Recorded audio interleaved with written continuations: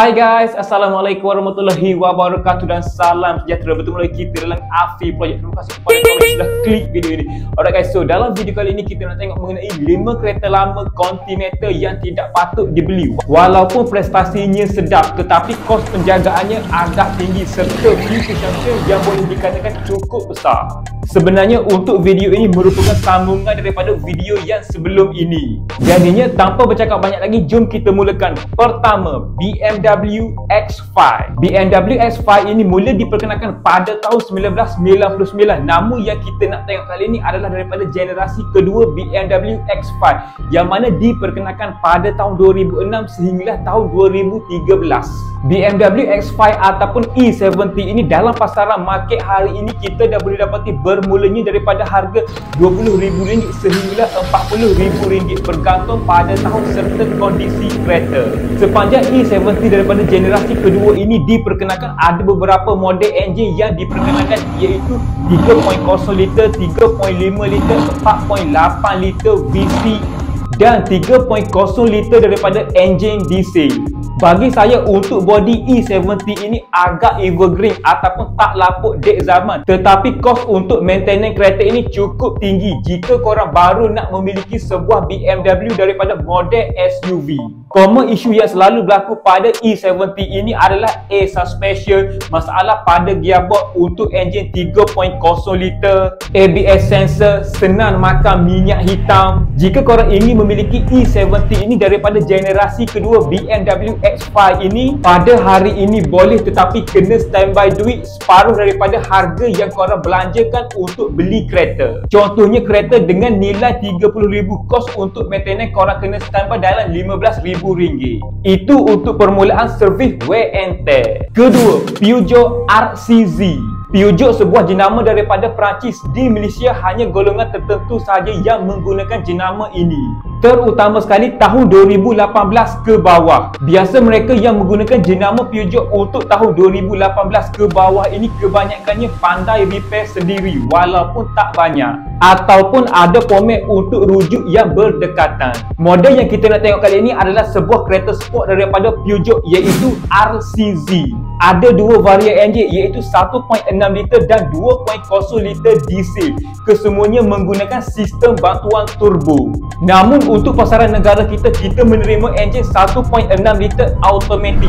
Saya tak pasti ada ke tidak varian manual yang masuk bagi pasaran negara kita. Enjin ini mampu menghasilkan kuasa 156 horsepower dan 140 Nm torque. Antara masalah yang kerap dihadapi oleh Peugeot RCZ ini adalah isu problem fuel pump, kompresor aircon dan sistem navigator yang kurang responsif. Itu antara common isu yang kerap dihadapi oleh Peugeot RCZ ini. Selain part wear and tear yang perlu ditukar mengikut jadual seperti kereta biasa.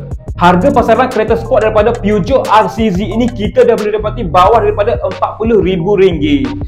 Siapa dekat sini peminat Peugeot ini? Cuba korang komen dekat bawah. Seterusnya kita masuk yang ketiga. Ia adalah Audi TT MK1 1.8 liter.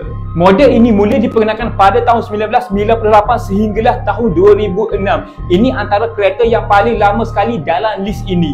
Sepanjang pengeluaran Audi TT MK1 ini terdapat dua varian enjin yang diperkenalkan pada bodinya iaitu 1.8 liter dan 3.2 liter VRC. Namun model yang kita nak tengok kali ini adalah daripada varian 1.8 liter turbo 4 silinder. Di Malaysia pada hari ini saya boleh katakan untuk Audi TT MK1 ini ianya tidak famous. Antara common isu yang kerap dihadapi oleh Audi TT MK1 ini adalah fuel consumption yang agak tinggi berbanding kereta sport yang lain.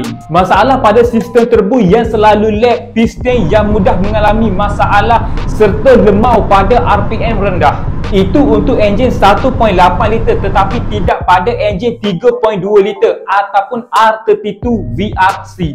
Yang mana Audi TT MK1 R32 pada hari ini dicari-cari oleh peminatnya yang tersendiri, terutamanya di pasaran Eropah. Bagi model 1.8 liter MK1 daripada Audi TT ini kita dah boleh dapati di pasaran hari ini bermulanya daripada harga RM40,000 sehinggalah RM60,000. Keempat, Mini Cooper. Model Mini Cooper yang kita nak tengok kali ini adalah daripada varian R50, R53 dan R56.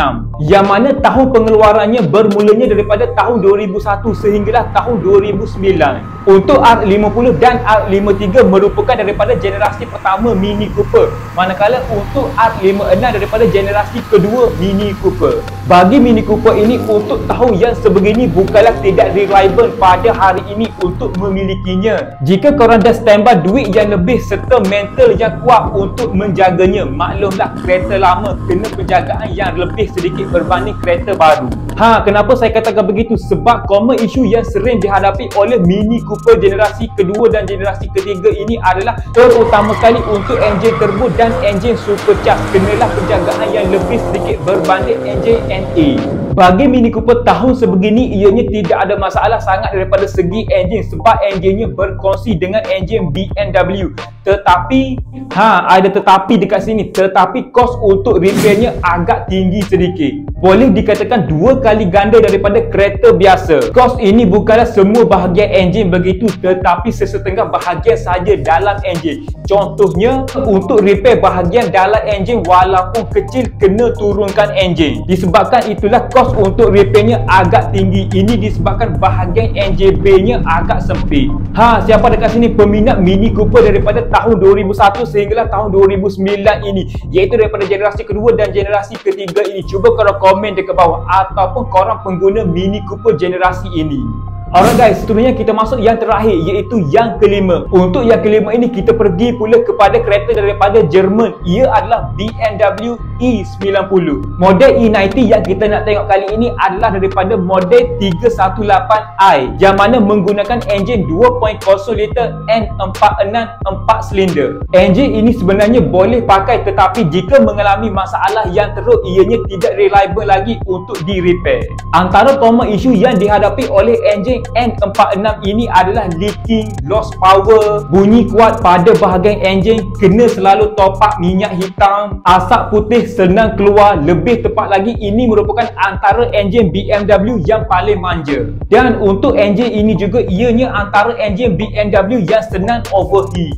Jika korang hari ini bercadang ingin memiliki sebuah BMW E90 ini ataupun E70 ini, ambil enjin N52 ataupun N54. Kalau ada bajet lebih sedikit, ambil enjin N54N. Tetapi harganya agak tinggi sedikit dalam pasaran hari ini. Harga untuk BMW yang mana menggunakan enjin N52 dan N54 ini bermulanya daripada harga RM30,000 sehinggalah RM50,000, bergantung pada kondisi kereta serta modifikasi yang dibuat pada kereta tersebut.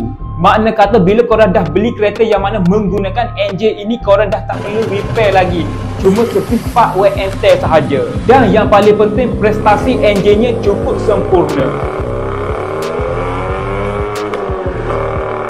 Alright guys, so itu adalah 5 kereta lama yang tak patut dibeli walaupun sedap. Jadinya saya rasa sampai di sini sajalah video saya untuk kali ini. Macam biasa, jika anda dapat sedikit sebanyak info ataupun knowledge daripada video kali ini, saya hargai sangat jika anda bantu saya dengan 2 klik, iaitu klik tombol subscribe dan klik button like dekat bawah ni. Pastikan korang tinggalkan komen di bawah dan cadangkan apa yang korang rasa perlu untuk saya review ataupun sebagainya. Terima kasih.